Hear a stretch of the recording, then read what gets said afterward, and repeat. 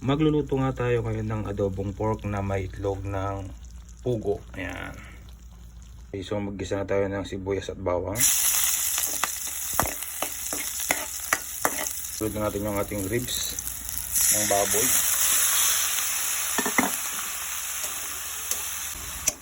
Ayan, so igisa lang muna natin siya.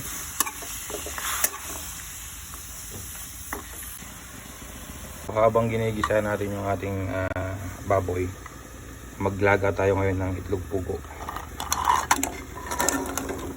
Ayan. Lagyan na rin pala natin ng paminta.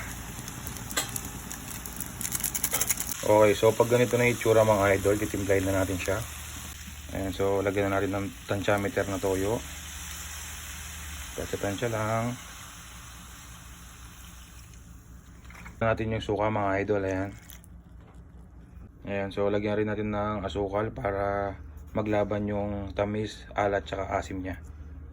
Okay, so ayan, papakuluan lang natin tapos hanggang sa lumambot yung karne natin, no? Tapan muna natin. Ayan, so haluin lang muna natin mga boss idol, no?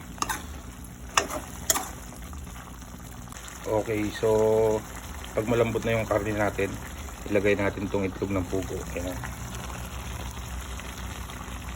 Haluin lang muna natin mga idol. Okay, so tikman na natin yung isang itlog tapos isang karne.